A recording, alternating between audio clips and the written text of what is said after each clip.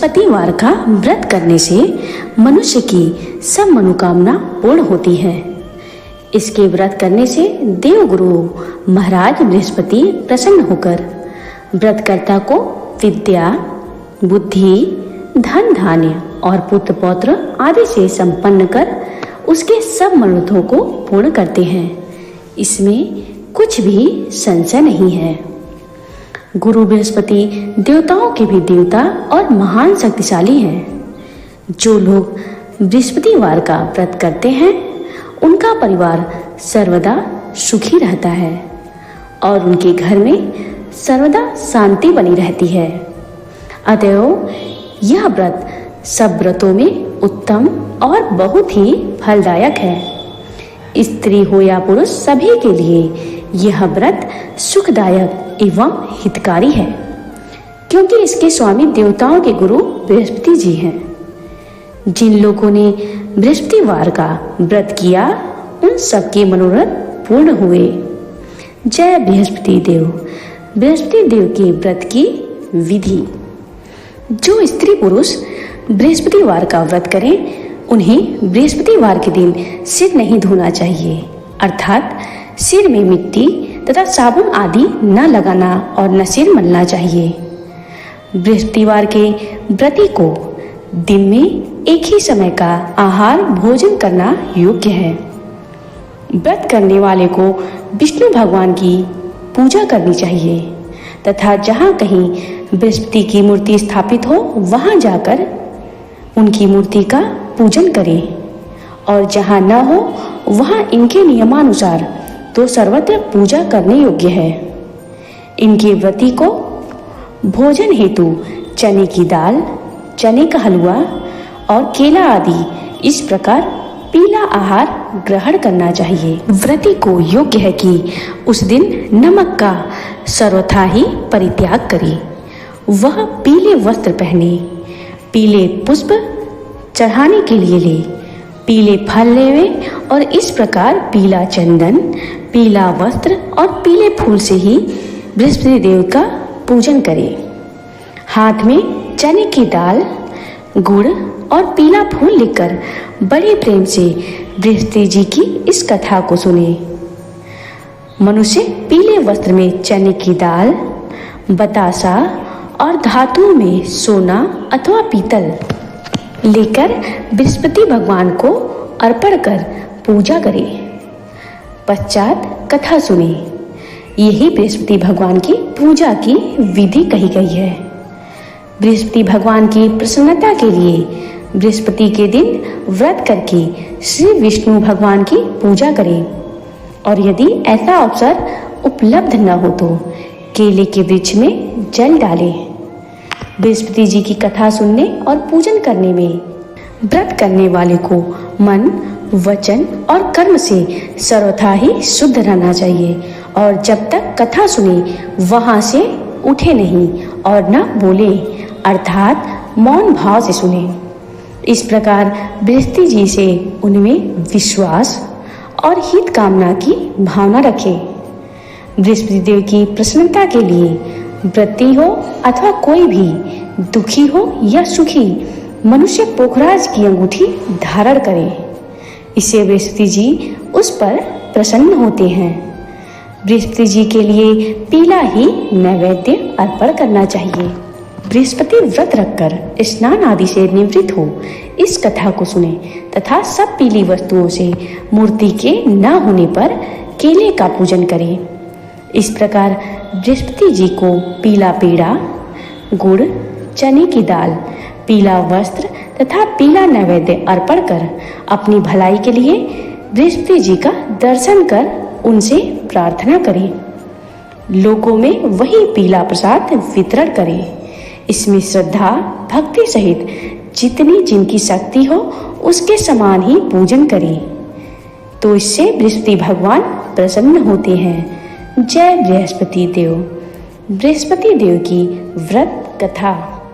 पूर्व काल में एक बड़ा प्रतापी राजा राज्य करता था, जो बड़ा ही दानी और ब्राह्मण गुरु देवता तथा पितरों की पूजा करने वाला था। उसकी साधुता, धार्मिकता समस्त देश में प्रसिद्ध हो गई थी। उसके द्वार से कोई याचक निराश होकर नहीं जाता था और वह नित्य देव मंदिरों में दर्शन करने जाता। प्रत्येक गुरुवार को वह बृहस्पति भगवान का व्रत रखकर पीले वस्त्र, पीले फल फूल और नैवेद्य आदि से उनकी पूजा करता था तथा दीन दुखियों की सहायता में सर्वदा तल्लीन रहा करता था। परंतु वह जितना ही धार्मिक था, उसकी रानी उतनी ही धार्मिक और बुद्धिहीन थी। उसे अपने राजा की यह बातें और धार्मिक दान पुण्य करना अच्छा नहीं लगता था। वह दिन रात अपने ऐश आराम में लगी रहती और मनमाने सब कार्य किया करती थी। दान पुण्य और देव दर्शन तथा दीन दुखियों की सहायता में उसका मन कदापि न लगता तथा वह बड़ी ही कृपण थी। वह धर्म कार्य करने को राजा से मना करती और कहती कि आप यह सब क्यों करते हैं, किंतु वह धार्मिक राजा नियम पूर्वक अपने सब कार्य किया करता था। इसका यह नतीजा था कि राजा की धर्मशीलता से उस रानी का भी कोई अनिष्ट नहीं होता था और सारी प्रजा सुख से अपने अपने घरों में निवास करती थी। एक दिन राजा जब वन में शिकार को चला गया और रानी अपने दासियों सहित घर पर निवास करती थी, तब संयोगवश उसी दिन वहां एक साधु का वेश धारण किए हुए बृहस्पति जी राजा के द्वार पर भिक्षा मांगने आ पहुंचे। उन्होंने राजद्वार पर आकर राजा की जय मनाई और भिक्षा की याचना की। राजा तो घर पर था नहीं।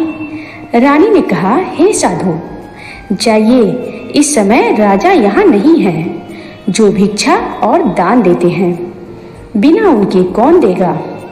साधु महाराज ने कहा, रानी जी, आप तो विद्यमान ही हैं, मुझ भिक्षुक को कुछ भिक्षा देने में आप भी समर्थ हैं। रानी ने कहा, महाराज, मैं इस तरह की झंझटों में नहीं पड़ना चाहती। इस दान पुण्य से तो मैं बहुत घबरा गई हूँ।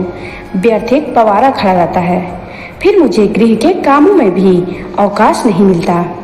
यह सब काम राजा साहब ही करते हैं, उन्हीं के लिए योग्य है। परंतु मैं समझती हूँ कि इस धनी से तो निर्धन रहना ही अच्छा है, क्योंकि यह सब बहुत सा बखेड़ा तो नहीं रहेगा। क्या आप कोई ऐसा उपाय जानते हैं जिससे यह धन न रहे और मुझे शांति और चैन मिले? यदि आप जानते हो तो बतलावें। बृहस्पति भगवान ही तो वहां साधु बनकर आए थे। उन्होंने कहा, यह तुम क्या कह रही हो? भला संसार में ऐसा भी कोई होगा जिसे संतति और धन प्यारा न हो? भला इससे भी कोई दुखी होता है? हे देवी, इन दो बातों की तो सभी को चाह रहती है, चाहे कोई धर्मात्मा हो या अधर्मी, सभी धन की इच्छा करते हैं। इस धन की महिमा को तो मैं क्या कहूँ। ऋषि, धर्मात्मा और अधार्मिक सभी को धन की सब प्रकार से आवश्यकता पड़ती है। यदि तुमको भगवान ने धन दिया है तो उसका सदुपयोग करो। महात्मा कबीर ने कहा है, भूखे को भोजन, नंगे को चीर और प्यासे को नीर। इतना बाटे सत्य कबीर, तुम्हारे पास धन है तो भूखे मनुष्यों को भोजन कराओ, पौसरे बैठाओ, जिनके वस्त्र न हो उन्हें वस्त्र दो। इस प्रकार अन्न, वस्त्र और जल का दान करो। धर्मशाला बनवाओ, ताल तलैया, कुआं और बाग बगीचे बनवाओ। आम, आंवला आदि वृक्षों को लगवाओ और यज्ञ करो। साधु ब्राह्मणों को भोजन खिलाओ। जिनके पास धन नहीं हो उनकी सहायता करो। उनकी कुंवारी कन्याओं का विवाह कराओ। इस प्रकार कितने ही यहाँ पर दया आदि धर्म के कार्य हैं जिन्हें तुम कर सकती हो। यह क्या कहना है कि सब धन नष्ट हो जाए और मैं चैन की सांस लूं।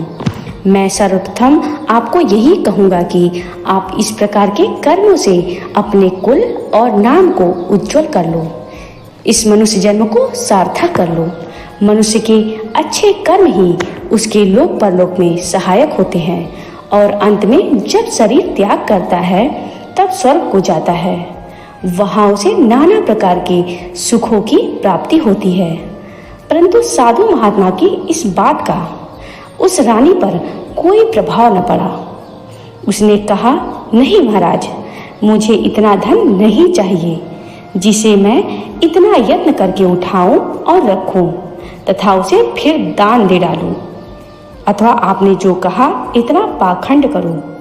मुझे तो यूं ही समय नहीं मिलता और सारा समय इसी में नष्ट हो जाता है। महात्मा ने कहा, हे देवी, बड़ी दुख की बात है जो तुम अपना ऐसा विचार प्रकट करती हो। अच्छा, यदि तुम्हारी यही इच्छा है तो सुनो। अब मैं तुम्हें जैसा युक्ति बतलाता हूँ वैसा ही करो, इससे तुम्हारी यह इच्छा पूर्ण हो जाएगी। बृहस्पतिवार के दिन तुम अपने सब घर को लिपवा दिया करो। स्नान करने के पहले अपने सिर के बालों को अच्छी तरह से धोकर तब स्नान किया करो। तुम्हारा राजा बृहस्पतिवार के दिन बाल बनवाए करे और भोजन में मांस मदिरा का सेवन किया करे तथा धोबी को बुलाकर वस्त्रों को धुलने के लिए दिया करो। 7 बृहस्पतिवार को यदि तुम ऐसा कर सकोगी तो तुम्हारा यह धन नष्ट हो जाएगा, इसमें कुछ भी संशय नहीं है। यह कहकर वह महात्मा तो चले गए और रानी ने उस बात को अपने मन में रख लिया। उसने बृहस्पतिवार के दिन वैसा ही किया। फिर तो बृहस्पति देव उस पर कुपित हो गए और 3 बृहस्पतिवार पूरा होते होते उसका राजपाट आदि सब धन नष्ट हो गया। यहाँ तक कि रानी के घर में खाने तक का ठिकाना न रह गया। उसके सुख चैन के दिन दूर हो गए। दोनों समय की कौन कहे, एक समय के खाने के लाले पड़ गए। तब राजा ने व्याकुल होकर रानी से कहा कि हे रानी जी, आप तो यहाँ रहिए, परंतु अब मुझसे यहाँ नहीं रहा जाएगा, क्योंकि यहाँ तो मुझको सब लोग जानते हैं, जिससे कोई उपाय से या कोई काम धंधा करके भी अपनी जीविका नहीं चला सकता। इसलिए किसी दूसरे देश में जाऊंगा जहाँ मैं खाने पीने का कोई धंधा नौकरी करके अपने दिन व्यतीत करूंगा। कहा भी है, देश चोरी परदेश भिक्षा। शास्त्र में कहा है कि दूर चले जाने पर मनुष्य का दुर्दिन दूर हो जाता है। यह कहकर राजा ने घर छोड़ दिया और दूर प्रदेश में चले गए। परंतु वहाँ भी कुछ अच्छी बुद्धि न प्राप्त हुई तो वन में जाकर वह लकड़ियों को काटकर शहर में लाकर बेचते और उससे जो कुछ मिल जाता उसी को ले वह किसी तरह अपना पेट पालन कर लेते। इधर रानी भी अपने घर पड़े पड़े उपवास करती, कपड़े लत्ते से फटी हाल पड़ी रहती। किसी दिन इधर उधर से कुछ पा जाती तो खा लेती और नहीं तो केवल पानी पीकर सोती रहती और मारे भूख की करवट बदलकर रात काट लेती। इस प्रकार उसकी यह दशा हो गई कि कई दिन तक उसे खाने को कुछ नहीं मिला और मारे भूख के दम घुटने लगा। तब उसने एक अपनी दासी को बुलाकर कहा, तुम हमारी पुरानी दासी हो, इस समय हमारी तुम इतनी सहायता करो कि हमारी बहन के यहाँ जाकर उससे हमारा सारा दुख कहकर हमारे लिए सहायता में कुछ अन्न मांग लाओ। हमारी बहन नेक और धनवान है, वह अवश्य ही हमारी सहायता करेगी।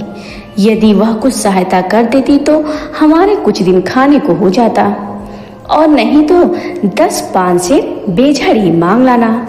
दासी उसकी बहन के घर गए।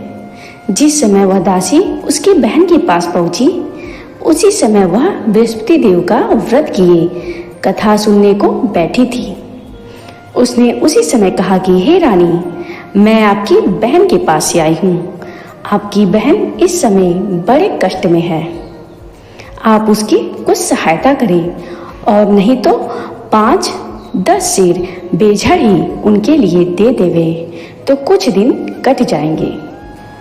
दासी ने कई बार कहा, परंतु रानी ने ध्यान नहीं दिया और कुछ न बोली, क्योंकि वह मौन भाव से एकाग्रचित हो बृहस्पति भगवान की कथा सुनने में लीन थी। जब रानी कुछ न बोली तो मन में उदास हो अपने घर को लौट उस रानी के पास चली आई जिसने उसे भेजा था, और आकर रानी से कहा कि आपकी बहन तो बड़ी घमंडी है, वह सहायता और बेझड़ क्या देती है, उसने तो मुंह से एक बात भी न की।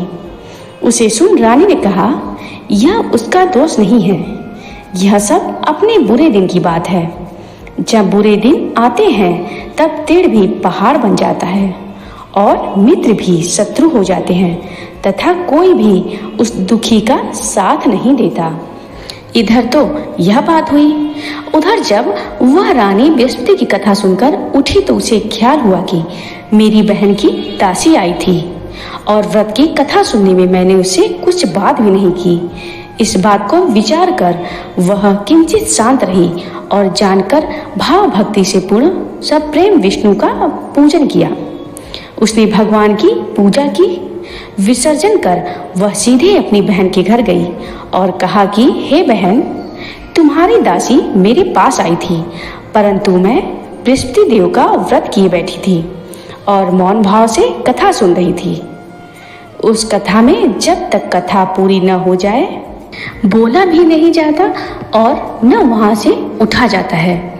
इस कारण वह लौट आई और कहा, बहन, उसे आपने मेरे पास किस लिए भेजा था? रानी बोली, बहन, मेरे पास अन्न नहीं था। तुम तो जानती हो कि इधर हमारे घर की दशा बड़ी शोचनीय हो गई है, इसलिए मैंने दासी को तुम्हारे पास 5 सेर बेझड़ लेने को भेजा था, परंतु वह खाली हाथ लौट आई। मैंने सोचा कि तुम किसी काम में फंसी होगी जिससे दासी को यूं ही लौटा दिया होगा। रानी बोली, नहीं बहन, उसने तुमसे कुछ नहीं कहा था, परंतु यह क्या बात है? मैं तो समझती हूँ कि तुम्हारे घर में ही बेझड़ मौजूद है। तुम अपने घर में जाकर फिर देखो। अपनी बहन के ऐसा कहने पर रानी ने जब घर में जाकर देखा तो बेझड़ से भरा हुआ एक घड़ा मिल गया। अब तो रानी और बांदी बहुत ही खुश हुई। बांदी ने कहा, हे रानी जी, यूं तो भोजन के अभाव में हम लोग नित्य ही व्रत करते हैं, इसलिए मेरी समझ में यह आता है कि यदि हम लोग इनसे यह व्रत की विधि और कथा पूछ लें और किया भी करें तो कोई हानि नहीं है। रानी ने कहा, कोई हानि नहीं, अवश्य ही पूछ लिया जाए। रानी ने अपनी बहन के समीप बैठकर पूछा कि हे बहन, बृहस्पति के व्रत का क्या विधान है और यह व्रत कैसे किया जाता है? उस धार्मिक रानी ने कहा, बहन, बृहस्पति भगवान की कथा में कोई विशेष झंझट नहीं करनी पड़ती। केवल चने की दाल और मुनक्का से विष्णु जी का केले के जड़ में पूजन करना चाहिए तथा वहां दीप दान भी करे, अर्थात दीपक जलावे। उस दिन पीला भोजन करे और कहानी सुने। ऐसा करने से गुरु बृहस्पति प्रसन्न होते हैं। उनकी प्रसन्नता से अन्न, धन और पुत्र की प्राप्ति होती है तथा मनुष्य की सब कामनाएं पूर्ण हो जाती है। यह सुनकर उस रानी और दासी दोनों ने निश्चय किया कि बृहस्पति का व्रत अवश्य करेंगे। जब 7 दिन के बाद बृहस्पति का दिन आया तो उन दोनों ने व्रत किया। तब चना और गुड़ कहाँ से मिले? इसके लिए उन्होंने घुड़साल में प्रवेश किया। वहां से जाकर चना और गुड़ बीन कर ले आई और उस चने की दाल बनाकर गुड़ सहित जाकर केले के जड़ में विष्णु भगवान की पूजा की। इस प्रकार उन्होंने व्रत कर लिया, परंतु पीला भोजन कहाँ से प्राप्त हो? बेचारी रानी और दासी दोनों ही बड़ी दुखित हुई, परंतु व्रत के प्रभाव से भगवान बृहस्पति तो बड़े प्रसन्न थे, इसलिए थालों में पीला भोजन लिए भगवान स्वयं उपस्थित हुए और दासी को देकर बोले, यह तुम्हें और तुम्हारी रानी दोनों के लिए है, अब इसी को भोजन करना। दासी प्रसन्न होकर भोजन रानी के पास ले गई और सब बातें कहकर भोजन दिया। बांदी और रानी दोनों ने बड़ी प्रसन्नता से भोजन किया। फिर तो वह हर बृहस्पतिवार को व्रत रखती और देवगुरु बृहस्पति के लिए भगवान विष्णु की पूजा करती। इस पूजा से फिर वह रानी हो गई। उसके घर में ज्यों की त्यों सारी संपदा भर गई और दासी भी बड़ी धनवान हो गई। परंतु ब्रह्मा के लेख और कर्म की रेखा को मिटाना बड़ा कठिन होता है। रानी फिर आलसी हो गई। तब दासी ने कहा, देखो रानी, तुम पहले भी इसी प्रकार आलस करती थी, जिससे सब कुछ नष्ट हो गया। बहुत परिश्रम के बाद तुम्हारे ये सुदिन लौटे हैं, अब फिर वही आलस ना करो। दीन जनों को दान देकर सब पुण्य कर्म करो। भूखे को भोजन और प्यासे को पानी दो। पौसरे बिठाओ, ब्राह्मणों को दान मान सम्मान और भोजन दो। रानी ने फिर खूब सुकर्म किया। उसका यश फैलने लगा। वह अपने पति राजा के लिए चिंता में पड़ी कि राजा कैसे होंगे। उसने गुरु बृहस्पति से राजा के मिलने की प्रार्थना की। भगवान ने रात्रि में राजा को स्वप्न में दिया। राजा प्रातःकाल होते ही अपने देश को चला। मार्ग में उसके बृहस्पति जी से भेंट हो गई। उन्होंने राजा से अपना व्रत करने को कहा। व्रत में चने की दाल, गुड़ और केले के वृक्ष में भगवान विष्णु की पूजा करने को कहा। राजा ने कहा, मैं तो लकड़हारे का काम करता हूँ, इतना पैसा कहाँ से पाऊंगा जो यह सब विधि विधान से करूंगा। साधु के वेश में आए बृहस्पति जी ने कहा, अगले बृहस्पतिवार को व्रत करके तुम देखो तो सही, तुमको रोज से दुगुना धन मिलेगा। वह राजा जो लकड़हारे का कार्य करके अपनी जीविका चलाता था और साधु महात्मा के कथन से जब बृहस्पति का व्रत किया तो उसके लकड़ी के व्यापार में दूना चौगुना लाभ होने लगा। परंतु किसी एक दो बृहस्पतिवार का व्रत उसने नहीं किया तो गुरु बृहस्पति की नाराजगी से उसे बड़ा कष्ट हुआ। उस दिन उस नगर के राजा ने यज्ञ किया जिसमें उसने यह घोषणा कर दी कि कोई मनुष्य अपने घर भोजन न करे, न अग्नि जलावे, सभी मेरे घर आकर भोजन करे। जो इस आज्ञा का पालन नहीं करेगा उसे फांसी पर लटका दिया जाएगा। राजा की आज्ञा मिलने से सभी भोजन करने को गए। यही एक लकड़हारा कुछ देर से पहुंचा, इसलिए राजा अपने घर लिवा गए और जब भोजन करा रहे थे तो रानी की दृष्टि खूंटी पर पड़ी जिस पर न लखा हार लटका हुआ था वह न दिखा। रानी ने सोचा कि इसी मनुष्य ने हार चुरा लिया है। फिर उसी समय उसको जेल खाने में डाल दिया गया। जब राजा जेल खाने में गया तो विचार करने लगा कि यह तो न जाने मेरे किस जन्म का दुष्कर्म था जिससे मुझे यह दुख प्राप्त हुआ है। उसी समय बृहस्पति जी साधु के वेश में उसके समक्ष आए और कहा कि तुमने बृहस्पति जी का व्रत नहीं किया, इसी से तुमको यह दुख प्राप्त हुआ है। खैर, अब कल ही बृहस्पतिवार है। इसी जेल खाने के फाटक पर तुमको पड़ा हुआ 4 पैसा मिलेगा, उसी से तुम व्रत कर लेना।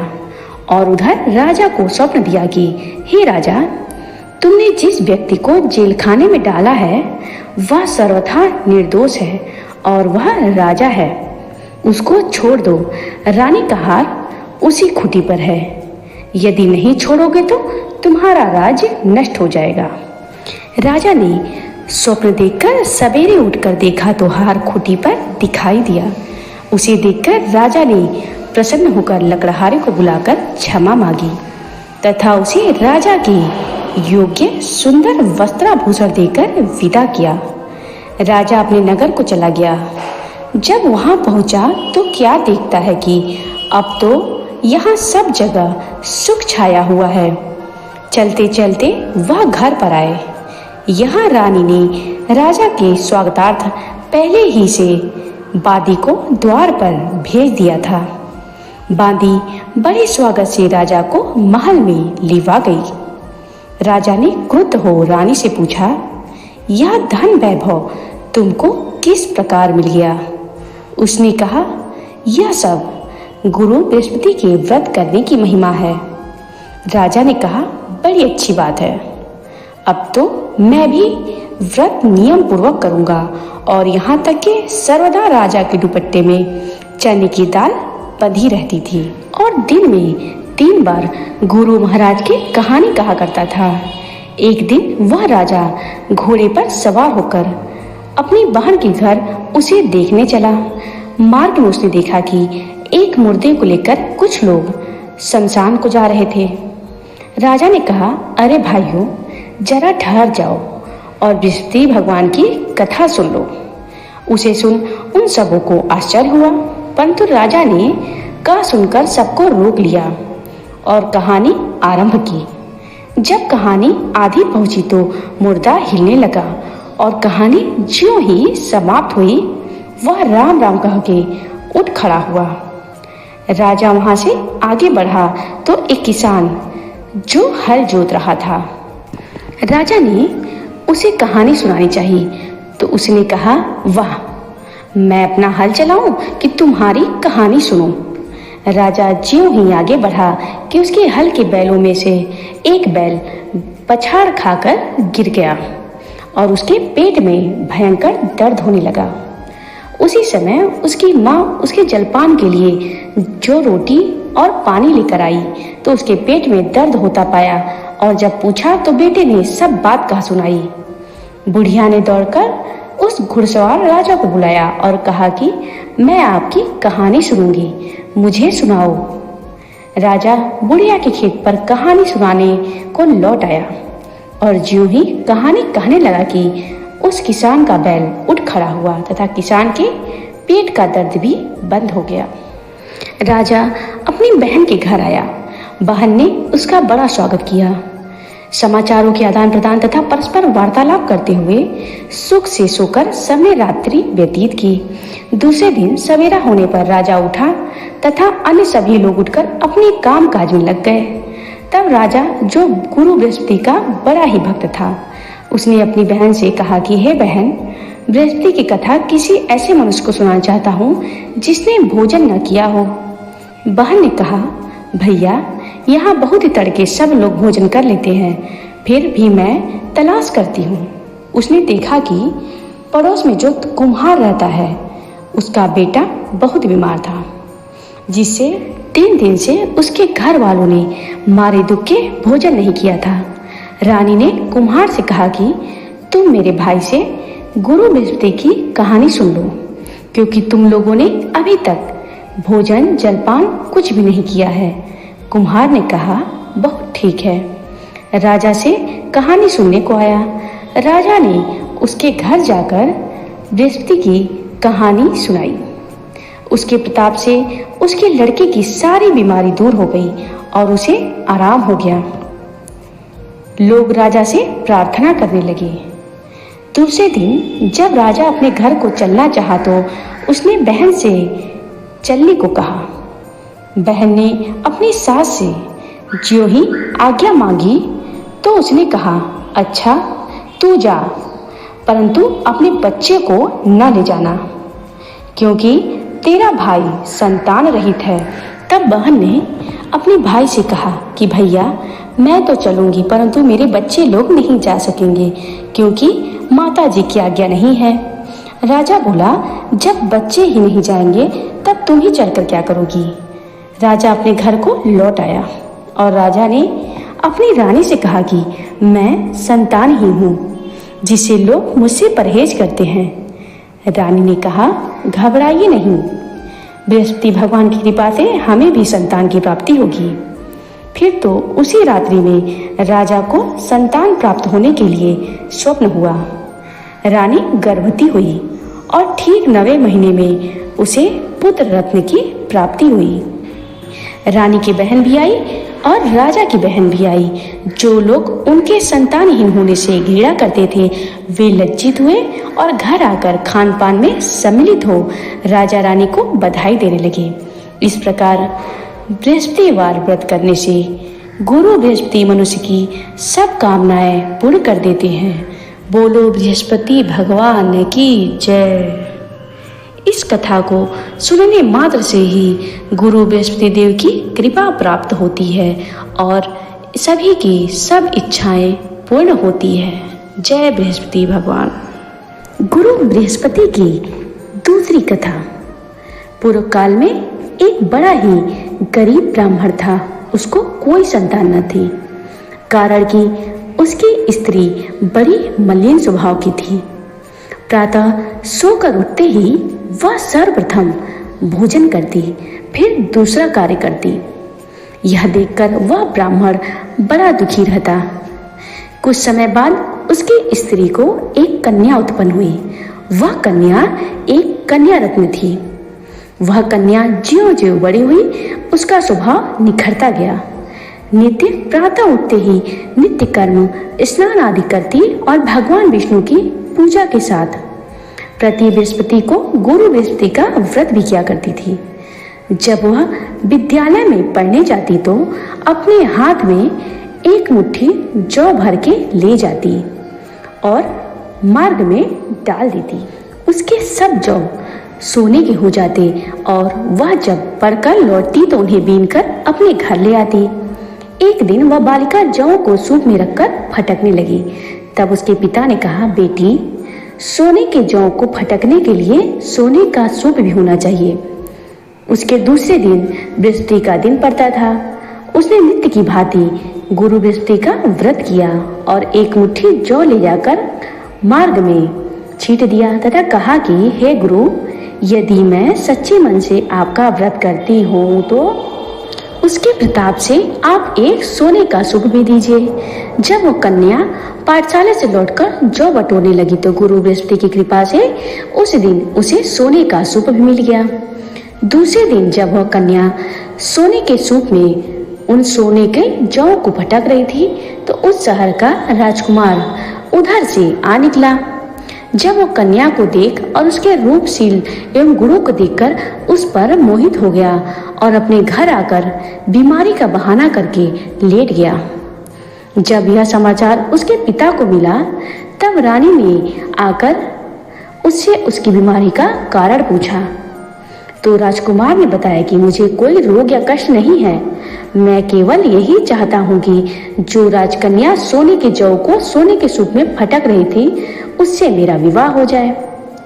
राजा ने राजकुमार को समझा बुझाकर शांत किया और कहा कि मैं पता लगाकर उसी कन्या से तुम्हारा विवाह करवा दूंगा। राजकुमार ने कन्या के घर का पता बतलाया। राजा का मंत्री उस ब्राह्मण के पास गया और सब समाचार कहा। ब्राह्मण ने सविधि अपनी कन्या राजकुमार को दे दी। कन्या के जाते ही ब्राह्मण पूर्ववत दरिद्र हो गया। अन्न वस्त्र से दुखित उसका एक एक दिन मुश्किल हो व्यतीत होने लगा। एक दिन वह दुखी पिता अपनी कन्या से भेंट करने को गया। कन्या पिता की दीनता देखकर बोली कि पिताजी, आप मेरी माताजी को यहाँ लिवा लाइए, मैं उनको यह उक्ति बतलाऊंगी जिससे आपकी गरीबी सर्वदा के लिए दूर हो जाएगी। ब्राह्मण घर गया और अपनी पत्नी को कन्या के घर लीवा लाया। कन्या ने अपनी माता को समझाते हुए कहा कि माताजी, आप नित्य प्रातः उठकर नित्य क्रिया से निवृत्त हो स्नान आदि करके भगवान विष्णु की पूजा किया करें तो आपके घर की सारी दरिद्रता दूर हो जाएगी। परंतु उसने ध्यान नहीं दिया और पहले की भांति उठकर बच्चों का जूठन खा लेती थी और पूजा के समय कह देती कि मैं तो भोजन कर चुकी हूँ। यह सब सुनकर जो पुत्री थी उसको बड़ा दुख हुआ तो उसने आकर अपनी माँ को काल कोठरी में बंद कर दिया और प्रातः निकालकर स्नान पूजा पाठ आदि कराया। इससे उस ब्राह्मणी की बुद्धि ठीक हो गई और वह बृहस्पतिवार को व्रत करने लगी। बृहस्पति भगवान के व्रत से वह ब्राह्मण धनवान और सुखी हो गया तथा मरने पर वे पति पत्नी स्वर्ग के सुख को प्राप्त हुए। जय बृहस्पति देव, जय बृहस्पति देव। जैसे बृहस्पति देव ने सब पे कृपा की वैसे हम पे कृपा करें। इस कथा को सुनने वाले सभी पे कृपा करें। जय गुरु बृहस्पति देव, जय गुरु बृहस्पति देव।